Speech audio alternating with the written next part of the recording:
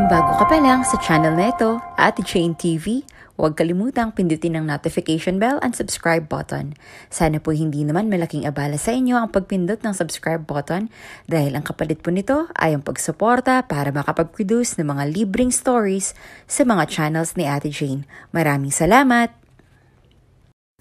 Happy birthday to you. Happy birthday to you. Masiglang kanta ng mga bata habang pumapalakpak. Nakangisi naman si Beatrice habang nakatingin sa kanyang mga kaibigan. Happy birthday to you. Wala pang ilang segundo ay inilapit na ni Beatrice ang kanyang mukha sa cake at hinipan ng apoy sa kandila. Agad na nagpalakpakan ng mga bata at nagsigawan. Happy birthday, Ate Bea! Ngayon ba talaga ang birthday mo? Tanong ng isang 5 years old na bata. Agad na nawala ang ngiti sa mukha ni Beatrice. Wala siyang ideya kung kailan ba talaga ang kanyang kaarawan. Dahilan para wala siyang masagot sa tanong ng batang nasa harap niya. Buti na lamang at nagsalita ang isa sa mga staff ng bahay ampunan. Anak, wala rin naman kaming ideya kung kailan ipinanganak si Beatrice. Nakangiting sagot ni Jill, sabay hawak sa balikat ng may kaarawan. Isipin na lamang natin na ngayon ang kanyang kaarawan. Dahil ngayong araw siya naging parte ng pamilya natin. Agad na nagtanguan ng mga bata na tila ba tuluyan ang naiintindihan ang sitwasyon. Agad na pilit nagpakita ng ngiti si Beatrice habang ipinapaliwanag ni Jill ang kalagayan niya. O siya, halina, magkainan na tayo. Pagyaya ni Jill matapos ipaliwanag ang sitwasyon ni Beatrice. Alam kong kanina pa kayo gutom na gutom. Agad na nagsipilahan ang mga bata habang may hawak na paper plate. Dahil kaarawan ni Beatrice, siya ang pinakauna nakakuha ng Shanghai, puto, spaghetti, cake at chicken. Sana laging may birthday, ano? Bulong ng isa sa mga kaibigan ni Beatrice na si Josh habang tinititigan ang mga pagkain sa kanyang paper plate. Para marami tayong makakain. Alam mo, mukha ka talagang pagkain. Sagot naman ni Beatrice, sabay hiwa ng cake gamit ang kanyang tenedor. Ang hilingin mo, dapat magkakasama tayo kung sakali mang may mag-ampon sa isa sa atin. Dapat yun ang winish mo. Sagot ni Josh, sabay kain ng spaghetti. Yun yung winish ko nung nakaraang birthday ko eh. Yan nga yung winish ko. Tugon naman ni Beatrice, sabay tingin kay Ana na para bang kanina patahimik na kumakain. Huy, bakit ang tahimik mo yata dyan? Agad na napatingin si Ana sa dalawa, sabay ngiti. Sarap na sarap kasi ako dito sa spaghetti eh. Sarap talaga magluto ng mga tao dito, no? Malamang, luto lang naman nilang natitikman natin araw-araw. Paano hindi ka masasanay sa lasa? Sagot ni Josh. May problema ka, no? Sa tatlong magkakaibigan, si Beatrice ang pinakabata. Sanggol pa lamang si Beatrice nung iwan siya ng kanyang ina sa bahay ampunan. Si Josh naman ay 1 taon nung matagpuan ng isang staff sa may labas ng kanilang gate. Samantalang si Ana ay 2 taon na noong ibinigay ng isang matanda dahil hindi niya na kaya itong palakihin. Meron kasi akong problema, bulong ni Ana habang tinitignan ng paligid. Malaking problema. Agad na nagkatinginan sina Beatrice at Josh, sabay tingin sa kaibigan. May mag-aampon na sa akin. Nahihiyang wika niya. Mukha silang mayaman. Agad na nanigas ang dalawa sa kanilang kinauupuan. Sa wakas, ay maaampon na silang 3. Grabe, Bea, lakas mo kay Lord. Nakangiting wika ni Josh. Kakawish mo lang, 'di ba kanina? Matutupad na agad. Kailan mo pa nalaman? Tanong ni Beatrice. Sinabi mo sa kanila na kapag kinuha ka nila ay may kasama kang 2 bata rin? Naglaho ang mga ngiti sa mukha ni Beatrice at Josh nung hindi nagsalita si Ana. Bagamat sila ay magkakaibigan, iba ang nais ni Ana para sa kanyang kinabukasan. Kahit mahal niya ang mga kaibigan, ay mas mahal niya ang kanyang sarili. Hindi, sagot ni Ana. Ako lang naman ang gusto nila eh. Agad itong kumagat sa kanyang Shanghai at nagpatuloy sa pagkain ng spaghetti. Hindi ba usapan natin na kapag may gustong umampun sa atin, sasabihin natin na may kasama pa tayong dalawa? Inis na bulong ni Josh. Bakit hindi mo sinabi? Hindi sinagot ni Ana ang kaibigan at nagpatuloy sa pagkain ng spaghetti. Hinawakan ni Beatrice ang kamay ng kaibigan at pilit na pinakalma. Maya-maya ay tumayo na ito at umalis sa lugar kung saan sila kumakain. Sinundan ito ng dalawa. Ana, kinakausap ka na. Dahil ngayon lang may magtatangkang umampun sa akin. Hindi pinatapos ni Ana si Josh sa pagsasalita. Agad na nangilid ang mga luha nito. Sa inyo, maraming gustong umampun. Pero umuurong sila dahil sinasabi niyo na kapag aampunin kayo, may kasama pa kayong dalawa. Agad na napatingin sa paligid si Ana bago muling nagwika. Pero sa akin wala talaga. Pinunasan niya ang kanyang mga luha at muling nagsalita.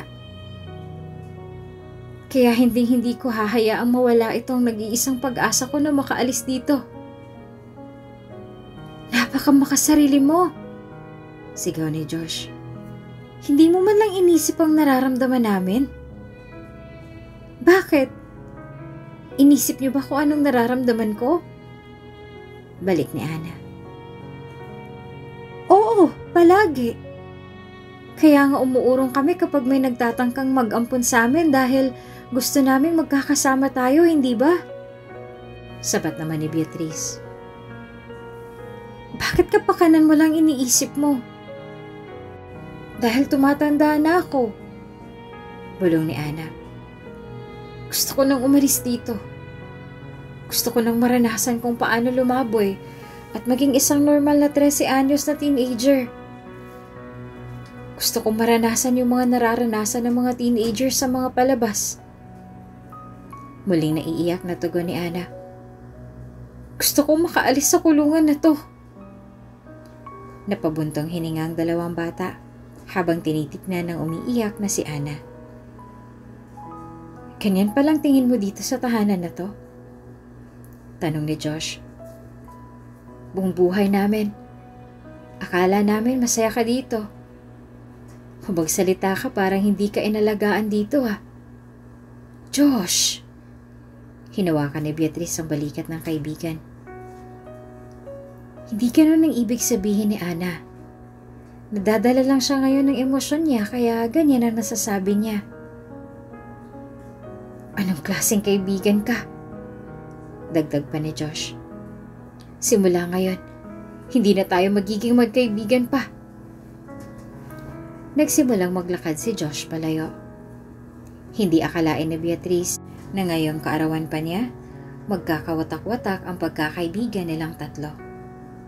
Hindi maiwasang malungkot ni Beatrice sa kung ano ang problema ang paparating ngayon na 11 taong gulang na siya.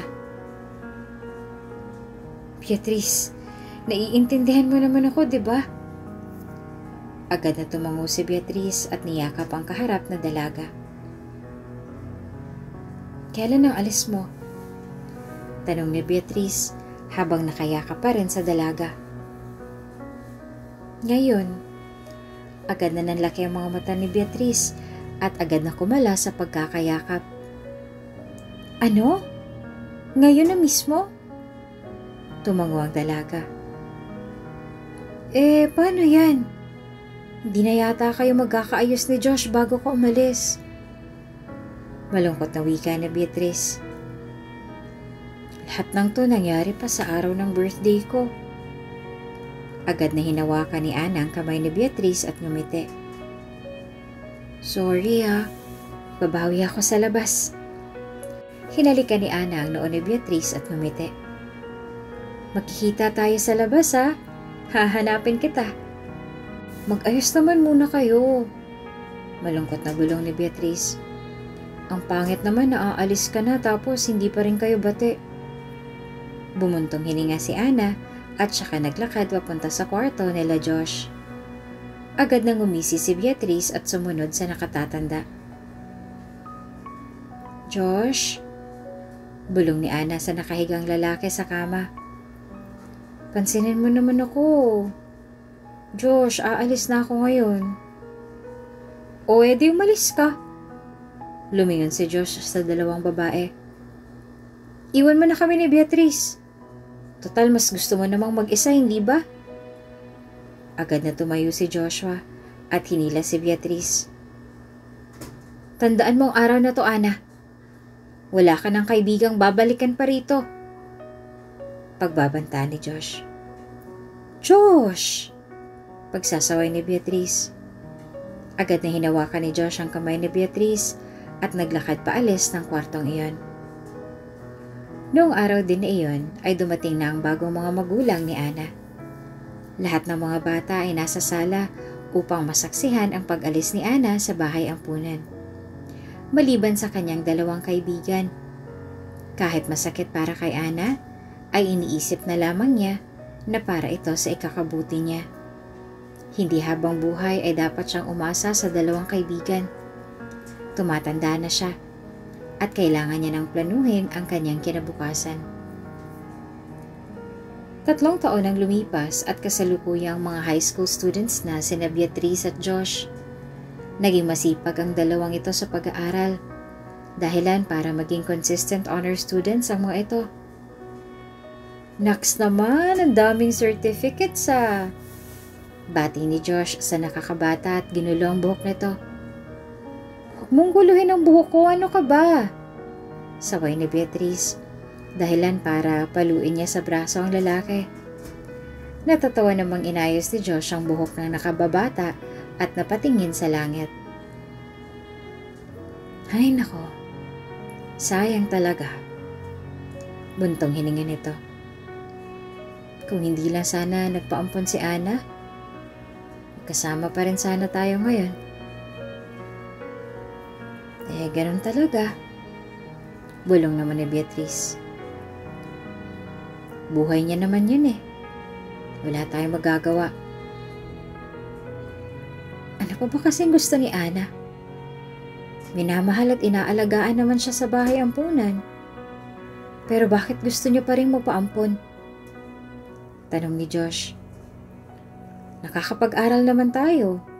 Nakakakain, nakakalaro, nakakanood ng TV. Ano pa bang gusto niyang gawin?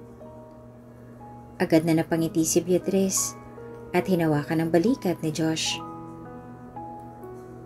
May sariling utak si Ana. Marahil iba yung paraan niya ng pag-iisip. O hindi kaya ay may gusto siyang gawin na hindi niya magagawa kapag nanatili pa siya sa loob ng ampunan. Sagot ni Beatrice. Kung ano ba talaga ang dahilan, siya lang nakakaalam nun. Agad na napatango si Josh at sumang-ayon sa nakababatang kaibigan. Kanina ko pa kayo hinahanap, nandito lang pala kayo? Agad na napalingon ang dalawa nung makita ang isa sa staff ng bahay ampunan. Inakbayan sila nito at nagwika. Congrats mga anak, ang gagaling niya talaga. Magluluto ako ng pritong manok mamaya pag-uwi para mag-celebrate. Nagpatuloy sila sa paglalakad at laking gulat noong may kaguluhang nagaganap sa isang dako ng palaruan malapit sa eskwelahan. Teka, di ba yan yung bagong pasok sa ampunan? Tanong ni Josh, sabay turo sa isang babaeng napapalibutan ng maraming mga lalaking estudyante. Agad na nanlaki ang mga mata ng kasama nilang staff. Nako, sandali lang tatawag ako ng teacher at guard. Diyos ko! Bulong nito at saka nagtatakbo pabalik ng eskwelahan. Diyan lang kayo ha? Agad na tumango sina Josh at Beatrice at nagpatuloy sa pagtingin sa kaguluhan. Nung may sumunod patungo sa babae, ay agad niya itong sinuntok sa tiyan at sinipa sa muka. Agad na nagkatinginan si Josh at Beatrice dahil sa gulat. Maya-maya ay may sumugod namang dalawang lalaki papunta sa kanya. Dahilan para lumusot ito sa gitna ng dalawa, sabay kuha ng kanyang shoulder bag na pagkabigat-bigat at pinaghahampas ang dalawang ito. Namangha ang dalawang nanood habang pinagmamasdan kung paano makipaglaban ng babae sa halos 7 lalaki sa kanyang paligid. Nang magpatumba niya na lahat ng ito, ay nagtama ang paningin ng babaeng ito at saka ni Beatrice. Marahil kilala niya ito kaya lumapit siya rito. Agad namang napaurong si Josh sa takot na baka madamay sila. Ngunit hinagis lang ng babae ang kanyang shoulder bag at agad naman itong nasalo ni Beatrice. Noong dumating na ang isang guard at teacher, nadatna na nilang nasa lupa ang mga lalaki at namimilipit sa sakit. Diyos ko, buti na lang walang nangyari sa'yo. Sigaw ng isang staff ng bahay ampunan, sabay yakap sa batang babae. Ano ba kasing nangyari? Hinahamon ho nila ako makipag-away dahil hindi ko daw deserve maging top 1 sa science. Seryosong tugon ng babae. Siyempre, hindi ko naman sila inurungan. Agad na nanlaki ang mga mata ng staff at muling niyakap ang batang babae. Grabe, ang tapang niya, no? Bulong ni Josh kay Beatrice. Agad na tumango si Beatrice at kasalukuyan silang nakatayo sa labas ng guidance office. Kung ako yon, malamang hindi na ako papasok. Nung marinig nilang magbukas ang pintuan, agad silang napatingin kung sino ang nagbukas. Ito pala ay ang 7 lalaking may mga pasa sa mukha at ibang parte ng katawan. Huling lumabas ang babaeng hinihintay nila. Agad na ibinigay ni Beatrice ang isang tela na may yelo sa loob. Tinititigan lang siya ng babae at ngumiti. Wala akong pasa. Ibigay mo na yan dun sa isang lalaking binugbog ko. Tugon nito, sabay turo sa isang lalaki. Kasama din natin yan sa bahay ampunan. Hindi niyo lang napapansin kasi kung saan-saan pumupunta. Agad na natuon ang atensyon ng dalawa sa natitirang lalaki na may pasa sa pisngi sa gilid. Alan. Sapat nito. Alan ang pangalan ko. Iniabot ni Beatrice ang telang may yelo sa binata at agad niya itong kinuha. Bakit niyo ba siya binugbog? Tanong ni Beatrice. Alam niyo namang nag-iisa lang tapos pinagtulungan niyo pa siya. Sila lang ang galit sa kanya.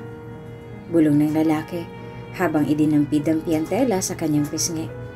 Nakisama lang talaga ako para makikout na ako at palayasin na sa ampunan. Bakit gusto mo namang mapalaya sa ampunan? Tanong ni Josh. Dahil mas masaya sa labas ng ampunan at eskwelahan. Bulong nito. Naranasan ko nang mamuhay dun eh. Kaso, kung hindi lang dahil sa pambubugbog ng mga batang hamog, di nasa labas pa ako ngayon. Tapos babalik ka pa? Tanong naman ng babae. Di ka talaga nag-iisip. Ewan ko sa'yo, Kyla. Wika ni Allen. Mga staff nga ng ampunan hindi ako pinagagalitan. Ikaw na hindi ko naman close. Gusto mo bang masuntok ulit? Agad na pumagitna si Josh at Beatrice at pinakalma ang dalawa. Magsikalma nga kayo. Pati ba naman dito mag-aaway kayo? Inis na wika ni Josh. Sino bang mag-aakala na dahil sa isang gulo ay naging malapit ang 4 na ito sa isa't isa? 10 taon ang lumipas at tuluyan ang nakaalis ang 4 sa bahay ampunan. Nagkahiwa-hiwalay ang 4 dahil iba-iba ang kanilang tinahak na daan. Ipinagpatuloy ni Josh ang pag-aaral at naging isang ganap na engineer sa ibang bayan. Si Kyla naman ay naging isang kilalang dance teacher sa kanilang lugar. Samantalang si Allen ay naging tattoo artist at ang kanyang nobyang si Beatrice naman ay nakapagtapos ng kolehiyo sa tulong ng scholarship sa isang foundation. Nagtrabaho ito sa isang kilalang coffee shop at dahil sa kanyang pagpupursige ay na-promote siya bilang manager. Hello, love? Bungad ni Beatrice nung tumigil na sa pagring ang kanyang cellphone. "May good news ako sa'yo!" Masayang dagdag nito habang naglalakad papunta sa sasakyan ng taxi. "Ano yon?" tanong ni Allen habang naninigarilyo. "Papunta ka na ba dito?" "Oo, naghihintay na ako ng taxi." Dagdag pa ni Beatrice, sabay para sa isang taxi. "Eto, sasakay na ako." "Anong good news mo?" tanong ni Allen sabay tapon ng kanyang sigarilyo sa may basurahan. "Lilipat ka na sa malapit na opisina dito?" Agad na naglaho ang ngiti ni Beatrice. "Love, alam mo namang gusto ko talaga magtrabaho sa coffee shop, di ba?" Malungkot na bulong ni Beatrice. "Ayaw kong gawin yung bagay na hindi ko naman talaga gusto." Ano ba kasi yung good news mo?" May halong inis sa wika ni Allen. "Na-promote na ako." Nahihiyang wika ni Beatrice. "Bilang isang manager." Walang narinig na kahit ano si Beatrice mula sa kabilang linya. Alam nito na kahit dati pa ay tutol ito sa pangarap niyang magtrabaho sa isang sikat na coffee shop. Unang-una ay dahil nawawala na ito ng oras sa kanya. At pangalawa, ayaw niyang nalalayo ito sa kanya. "Ikaw lang naman ang masaya dyan sa good news na yan eh." Inis na tugon ni Allen. "Alam mo namang gusto na kitang magtrabaho na dito para magkasama na tayo sa iisang bahay." "Allen, alam mo namang hindi pa pwede, diba?" Kalmadong tugon ni Beatrice. "Gusto kong makapag-ipon muna tayo. At saka hindi madali ang paggawa ng bata." Pahabol ni Beatrice. "Ayoko matulad sa nanay ko na iniwan ako sa bahay ampunan dahil hindi niya ako kayang buhayin." Sino ba namang nagsabing gagawa tayo ng bata sa bahay ko?" Nakangiting bulong ni Allen. "Ikaw talaga, bakit ganyan na agad ang iniisip mo?" "Alam ko at alam mong ibig kong sabihin, Allen." Seryosong bulong ni Beatrice. "Ilang beses ko nang sinabi sa'yo na hindi pa ako handa, diba?" "Alam ko naman yon, Bea." May halong lungkot sa boses ni Allen. "Ang kailangan ko lang naman ay assurance na ako lang at ako nang huli." Biglang nag-ibang timpla ni Beatrice nang marinig ang mga salitang yon. Napamasahe siya sa kanyang noo at napabuntong hininga. "O sige," bulong ni Beatrice. "See you later." Ibinaba na ni Beatrice ang kanyang telepono at napatingin sa bintana ng sasakyan. Sa 3 taon na relasyong meron sila, ay alam niyang hindi siya nagkulang na ibigay ang lahat kay Allen. Ngunit tila ba nalulungkot siya sa ideya na kailangan niya ring isuko ang isang bagay na hindi niya pa handang ibigay upang mapatunayang totoo ang pagmamahal niya rito.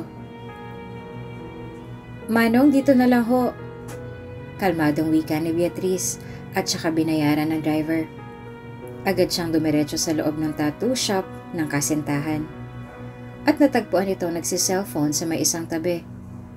Nang magtama ang kanilang mga paningin, ay biglang tumayo ang lalaki at niyakap ang dalaga. Amoy na amoy ni Beatrice ang sigarilyo sa damit ni Allen. Dahilan para pagsabihan niya ito. "Ang usapan natin twice a week ka na lang maninigarilyo ah." Kumala sa pagkakayakap si Beatrice at saka tiningnan ng binata. "Napapadalas na ata uli ang paninigarilyo mo." Agad na inikot ni Allen ang kanyang mga mata at muling umupo. "Uy nga pala, bumisita dito kanina si Kyla." Pag-iba ni Allen ang usapan. "Nagpatattoo siya sa may braso niya." "Ha? Paano niya nalaman na nandito ka?" tanong ni Beatrice, sabay lapag ng kanyang bag sa isang upuan. "Nakuha mo ba yung number niya?" "Hindi niya alam na nandito ako," sagot naman ni Allen. Sabay suklay ng kanyang buhok na may kulay white na highlights gamit ang kanyang kamay. "Pumunta lang siya dahil ito raw yung sikat sa lugar na to. Kaya dumayo pa siya." Pagyayabang pa nito. "Dapat hiningi mo yung social media account niya o yung number niya para naman makontak natin siya kapag wala tayong masyadong ginagawa." Sambit ni Beatrice, sabay tingin sa mga ilaw na nakadikit sa may dingding ng tattoo shop ni Allen. Ang ganda nito ah. Bagong bili?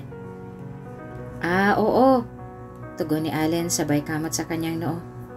Nabili ko lang sa tabi-tabi. Mukhang high quality. Dagdag ni Beatrice. Bagay sa ambience itong tattoo shop mo. Mas bagay tayo. Nakangising bulong ni Allen. Dahilan para batukan siya ng kanyang girlfriend. Ikaw ha, pumipick up line ka na sa akin. Nakangising tugon ni Beatrice. Nagugutom na ako, tara, kain na tayo sa labas.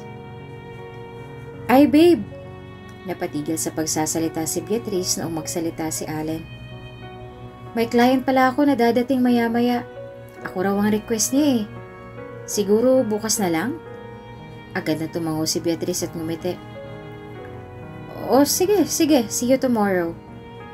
Wika ni Beatrice bago halikan sa pisngi ang nobyo. Naglakad na ito papalabas ng tattoo shop at tumawid upang kumain sa isang fast food chain. Habang kumakain ng burger steak, nagulat siya noong biglang may pumasok na pamilyar na lalaki sa loob ng fast food chain na kinakainan niya. Kumunot ang noo niya nung mapansing ito ang kanyang kasintahan na may ka-holding hands na ibang babae. Agad na tumungo si Beatrice upang hindi mapansin ang dalawa. Ilang minuto silang nanatili sa fast food chain na iyon para hintayin ang kanilang order. At nung makuha na nila ito, ay agad din silang umalis at bumalik sa tattoo shop. Nanginig sa galit ang dalaga, dahilan kung bakit mabilis niyang inubos ang kanyang pagkain at agad na bumalik sa tattoo shop ng lalaki. Nagulat ang mga empleyado ni Allen nang makita si Beatrice sa kanilang entrance. Ma'am, bakit po Hindi pinatapos ni Beatrice sa pagsasalita ang lalaki. Nasaan ang amo ninyo? Nakangiting sambit nito at saka nagtuloy-tuloy pumasok.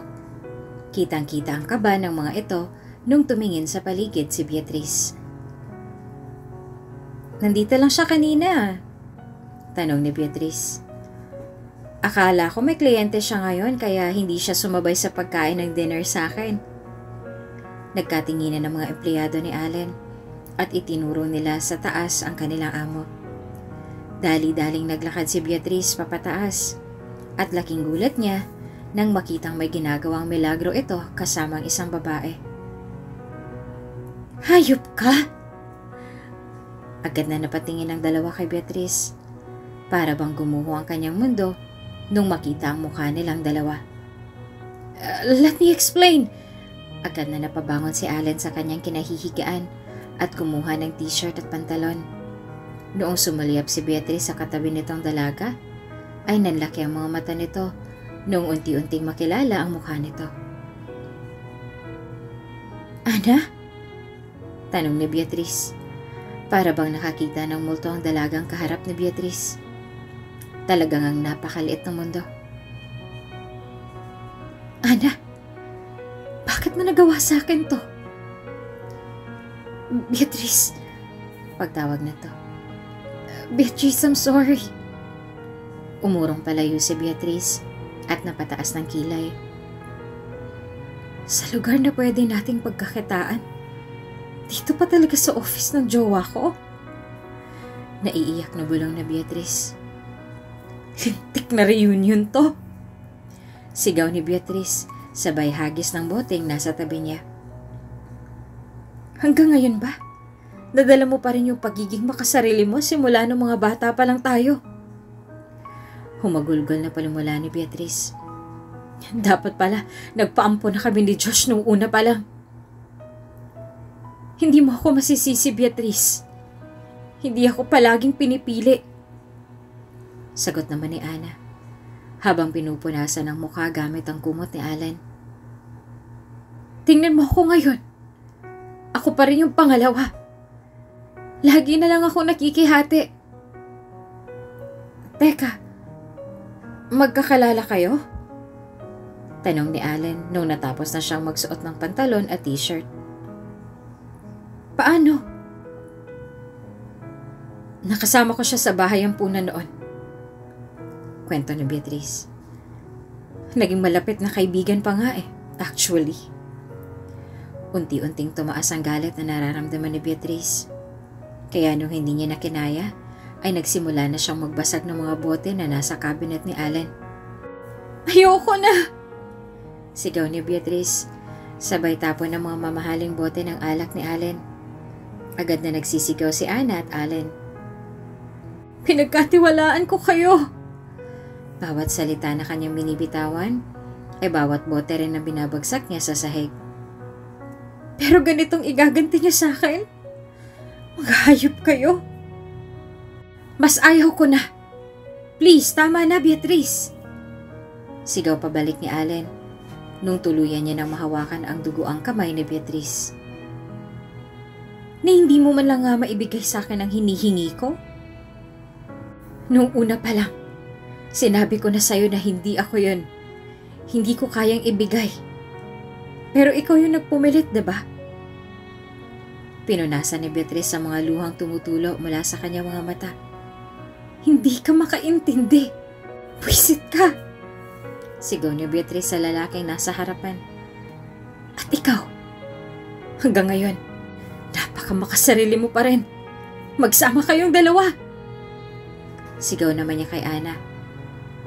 Matapos sambitin ang mga salitang yon, ay nagtatakbo siya palabas ng tattoo shop. Hindi niya alam kung anong nararamdaman niya. Punong-puno ng galit, lungkot at sakit ang puso niya. Noong makarating siya sa kanyang bahay, ay agad niyang ginamot ang mga sugat sa kamay at paa. Buti na lamang hindi malala ang mga ito. At kahit na may galit siya kina Allen at Ana, ay hindi niya magawang maibato sa kanila ang mga boteng naroon. Good morning, ma'am! Bati ng iilan sa mga trabahador ng coffee shop. Tumango lamang ang dalaga at nagpatuloy sa paglalakad. Pansin ng mga empleyado ang namamaga nitong mga mata. Dahilan para mag-alala ang mga ito sa kalagayan niya. Ma'am, gusto niyo po ng kape? Tanong ng isang empleyado sa kanya. No, thank you. Malamig nitong tugon. Takang-taka ang mga empleyado dahil palagi itong nakangisi noon kada pagpasok ng coffee shop. Pero ngayon ay para bang mas malamig pa ito sa simoy ng hangin kung magsalita. Ma'am, natatakot na bulong ng isang empleyado. Ibinaba ni Beatrice ang hawak niyang papeles at saka tinitigan ng empleyado sa harap niya. May nagalit pong customer dito kanina. Panimula nito. Nagalit po siya dahil sa matandang nasa may entrance natin. Ang baho daw po niya tsaka nakakasira raw ng araw ang presensya niya. Pinaalis ko na po siya ng maayos. Pero ayaw niya pa rin pong umalis . Anong sinabi ng customer nung hindi mo agad na paalis ang matanda? Tanong ni Beatrice habang minamasahe ang ulo. Maglalagay daw po siya ng 1 review sa atin online. At sasabihan niya daw yung mga followers na wag nang pumunta dito. Bulong ng empleyado. Agad na napabuntong hininga si Beatrice. Tila ba lalong nasira ang araw niya. Ito ang dahilan kung bakit naglakad dito agad patungo sa may entrance. Psst! Pagsitsit ni Beatrice sa matanda. Agad namang tumingin ang matanda sa kanya at ngumiti. Bakit ba ayaw mo pa rin umalis dito? Alam mo bang posibleng magsara tong coffee shop namin dahil nandito ka? Ha? Gusto mo bang mawalan kami ng trabaho at matulad sa'yo na nanlilimos sa daan? Hindi napigilan ni Beatrice na maidirekta ang kanyang galit sa kaharap na matanda. Maya-maya ay bigla na lamang itong napayuko at nagsimulang umiyak. Habang naglalakad palayo ang matanda, ay hindi niya maiwasang malungkot para sa mga salitang binitawan niya. Malapit nang bumagsak ang mga mata ni Beatrice dahil sa pagod at puyat. Ngunit pilit niya itong nilalabanan dahil napakarami pa rin niyang dapat asikasuhin sa coffee shop. Noong napagdesisyonan niyang umidlip muna, ay bigla na naman siyang nagising dahil sa biglang pag-ring ng kanyang cellphone. Pwisit naman tong si Allen, no? Reklamo ni Beatrice sabay tingin sa kanyang cellphone. Doon lamang niya napagtanto na oo nga pala, wala na sila. Kaya agad siyang nagtaka kung sinong unknown number na tumatawag sa kanya ng ganitong oras. Si Alan lang naman ang tumatawag sa kanya ng 2:00 ng gabi. Hello? Buntong hiningang bati ni Beatrice. Ito po ba si Bea? Agad na napataas ang kilay ni Beatrice sa gwapong boses na nasa kabilang linya. Sino sala? Tanong ni Beatrice. Si Josh to! Masiglang tugon nito. Agad na nanlaki ang mga mata ni Bea at napatakip sa kanyang bunganga. Oh my gosh, Josh! Kumusta ka na? Nakangiting tugon ni Beatrice. Okay na okay. Punta ako dyan sa coffee shop mo bukas ha. Okay lang ba? Pagtatanong nito. Baka busy ka or may lakad kayo ni Allen? Agad na nawala ang ngiti sa labi ni Beatrice. Wala na kami ni Allen. Nakipaghiwalay ako kanina lang. Seryosong tugon ni Beatrice. Ha? Bakit? Alalang tanong ni Josh. Nakita akong gumagawa siya ng milagro. Kasama yung kasama natin sa bahay ampunan dati. Si Ana. Kalmadong dagdag ni Beatrice. Ano? Ang babaeng yon? Gulat na wika ni Josh. Napakamakasarili pa rin pala niya hanggang ngayon. Hayaan mo na, masyado na akong maraming ginagawa para umiyak at magmukmuk pa. Dagdag ni Beatrice. At saka teka nga, saan mo pala nakuha ang number ko? Tanong ni Beatrice. Gago rin talaga yung Allen na yan eh. Kahit naman dati pa. Sambit ni Josh. Di ko talaga alam kung bakit ginuwa mo pa yan eh. Josh naman, pagsasaway ni Beatrice. Itigil na natin ang panglalait kay Allen. Naging kaibigan pa rin naman natin siya eh. Agad na nagkaroon ng katahimikan sa pagitan ng dalawa. Alam mo, napakabuti talaga ng puso mo. Panimula ni Josh. You deserve better. Pahabol ng binata. O siya, see you bukas ha. Gagamit na lang ako ng app para makarating dyan. Isasama ko na rin kaya si Kyla. Ha? See you! Nagpaalam na rin si Beatrice at ibinaba ang telepono. Kinabukasan ay nagulat si Beatrice nung muling makita ang matanda sa labas ng coffee shop. Nang mapansin ng mga empleyado na nakita ng kanilang manager ang matanda, ay agad nila itong nilapitan. Ma'am, kami na po magpapaalis sa kanya. Huwag po kayo mag-alala. Nakangiting bulong ng isang empleyado. No, ako na. Tugon naman ni Beatrice at saka kumuha ng nakabalot na tinapay at isang iced coffee. Tumuho ito sa entrance at nang makita siya ng matanda ay agad na nagpakita ito ng malungkot na mukha. Ibinigay ni Beatrice ang tinapay at kape sa matanda. Pasensya na ho kayo sa nasabi ko kahapon. Bulong ni Beatrice. Hindi lang ho talaga magandang sitwasyon ko kahapon. Tingin mo ba matutuwa ang nanay mo kapag narinig niyang sinabi mo yon? Tanong ng matanda habang nakatingin sa kanya. Agad na pakunot ang noo ang dalaga. Wala ho akong nanay. Magalang na sagot ni Beatrice. Iniwan niya ho ako sa isang bahay ampunan dahil hindi niya na raw ako kayang tustusan ng pangangailangan ko. Agad na napangiti ang matanda. Alam ko namang isa kang mabait na bata. Panimula nito bago buksan ang nakabalot na tinapay. Marahil hindi lang talaga magandang araw mo kahapon. Tama ho kayo. Sagot ni Beatrice at saka umupo sa tabi ng maduming matanda. Heartbroken ho ako. Tapos stress pa sa trabaho. Sana nga ho mahanap ko ng mga magulang ko para may masasandalan ako sa mga ganitong oras. Hinahanap mo bang nanay mo? Tanong ng matanda. Agad na tumango ang dalaga. Hinahanap ko ho sila araw-araw. Noon. Pero umabot sa punto na pinagbawalan na ho ako ng nobyo ko dahil sinabi niya sa akin hindi ko na humahanap ang mga magulang ko. Naiiyak na kwento ni Beatrice. Dahil maaari daw na patay na sila. O baka kinalimutan na nila ako. Anong klaseng nobyo ba meron ka? Reklamo na matanda habang kumakain ng tinapay. Dapat sa mga ganyan hinihiwalayan agad eh. Wala na ho kami. Nakangising sagot ni Beatrice. Kahapon lang. Nakita ko siyang may ginagawang milagro kasama yung dati kong kaibigan. Ano? Yun ba yung lalaking may kulay ang buhok na kasama mo lagi? Galit na tanong na matanda. Ay, sinasabi ko na nga bang masama talagang lalaking yun eh. Nako talaga. Kapag nakita ko ulit yun, hahampasin ko talaga yun. Agad na natawa ang dalaga nang marinig ang iwinika ng matanda. Anong karapatan niyang saktan ng anak ko?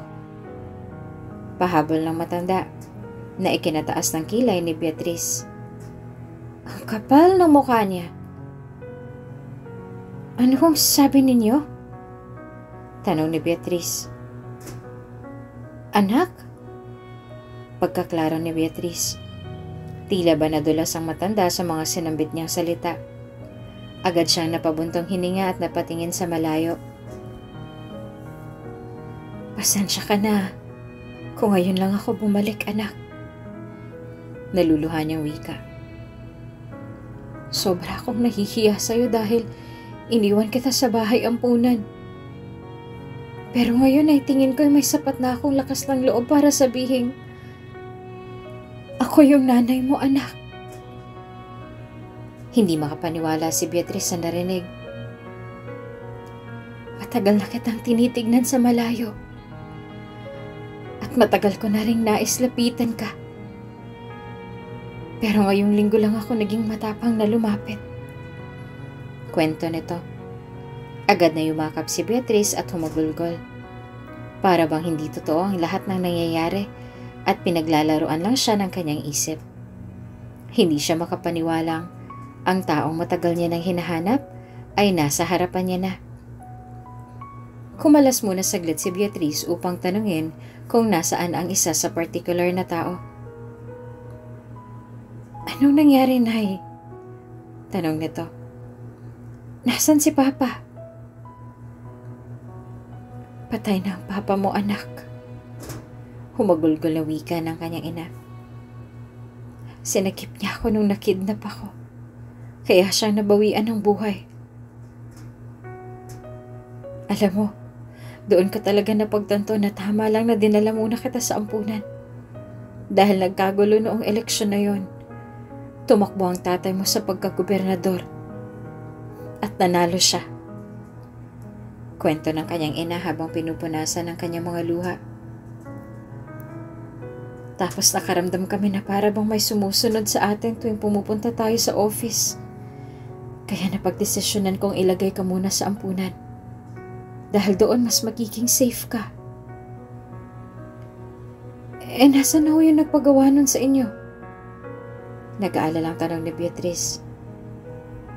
Paano kung nandyan pa rin sila? Yung mga kumidnap sa inyo?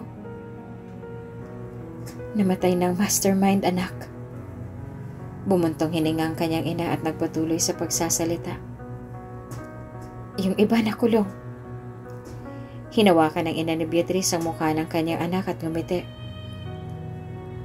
Anak, huwag kang mag-alala. Gagawin kong lahat para maprotektahan ka.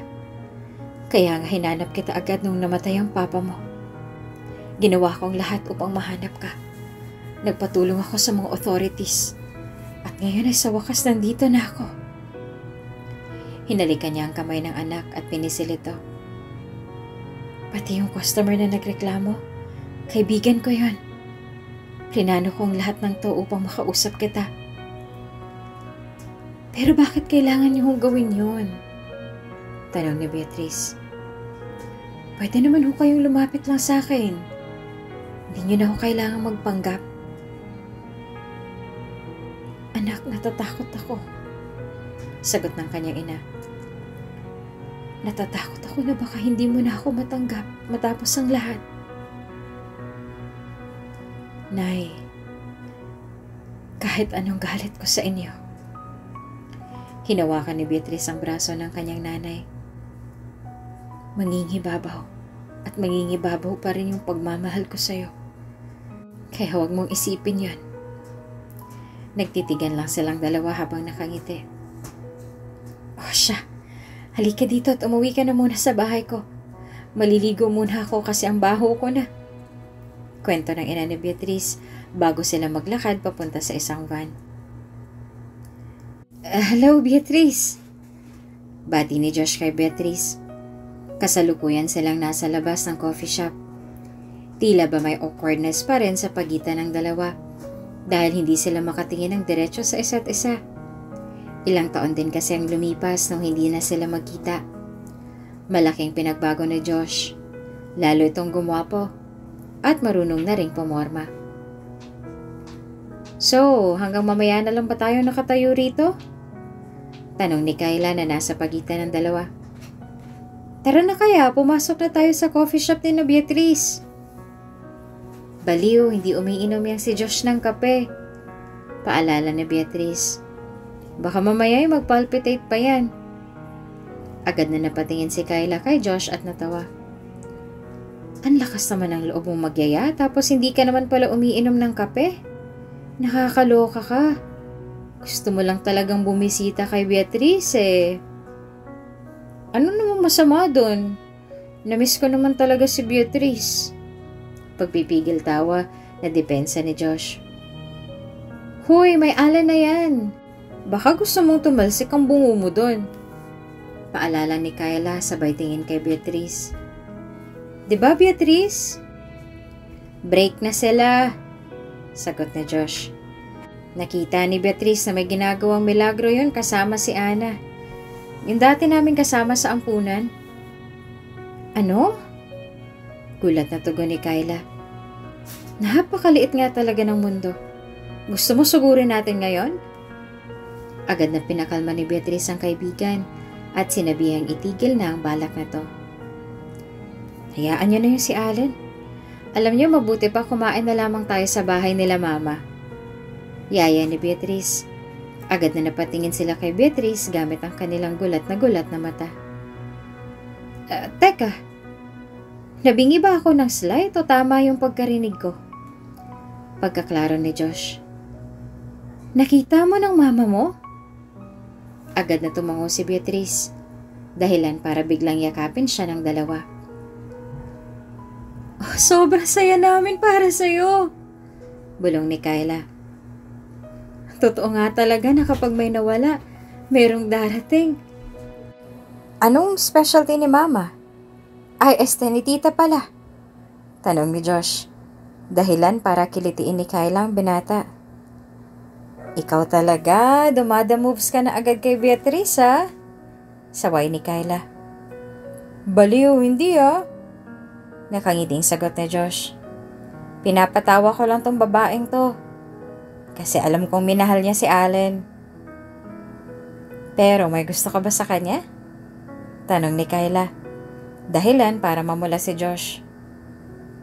Bakit ka ba nagtatanong ng ganyan? Natatawang tugon ni Josh. Beatrice, anong specialty ng mama mo? Bakit mo iniiba ang usapan, Josh? Tanong ni Kayla. Naghihintay rin ng sagot si Beatrice, oh. Okay, fine. Pagsuko ni Josh. May gusto ako kay Bea. Agad na napanganga si Kayla sa biglang pag-amin ni Josh.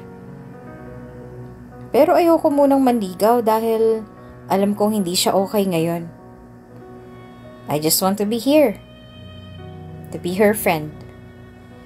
Nakangiting paliwanag ni Josh. I don't want to use her weakness para lang makapasok ako sa puso niya. That's a huge no-no. And of course, I am willing to wait. Nakangising dagdag pa niya. Agad na napangiti si Beatrice matapos marinig ang mga salitang iyon kay Josh. Kahit na dalawa sa kanyang mga kaibigan ang sinaktan, siya ay mapalad pa rin dahil nanatili ang dalawang tao na ito sa kanyang tabi. Kahit na ilang taon silang hindi nagkita, ay hindi nawala ang tatag at lalim ng kanilang pinagsamahan. Siyempre, mapalad din siya dahil sa wakas ay natagpuan niya na ang kanyang ina, ang taong matagal niya nang hinahanap. Tara, pumunta na tayo sa bahay nila, Mama. Yaya ni Beatrice, bago sila magtungo papasok sa loob ng isang kotse at tahakin ang daan papunta sa bahay ng mama ni Beatrice. Ang kwento ni Beatrice ay isa lamang patunay na kapag may nawala ay meron ding darating. Sa ating buhay marami tayong taong makikilala. Ang iba ay susubukin tayo, habang ang iba naman ay susuportahan tayo. Ang iba naman ay sasaktan tayo. Samantalang ang iba naman ay pupunasan ang nagdurugo nating puso. Pero lagi nating pakatandaan na maikli lang buhay. Kaya kaysa magmukmok tayo pang habang buhay dahil sa mga taong umaalis, dapat lang na ating pahalagahan at pakaingatan ang mga taong nananatili sa tabi natin. Kung bago ka pa lang sa channel na ito, Ate Jane TV, huwag kalimutang pindutin ang notification bell and subscribe button. Sana po hindi naman malaking abala sa inyo ang pagpindot ng subscribe button dahil ang kapalit po nito ay ang pagsuporta para makapag-produce ng mga libreng stories sa mga channels ni Ate Jane. Maraming salamat!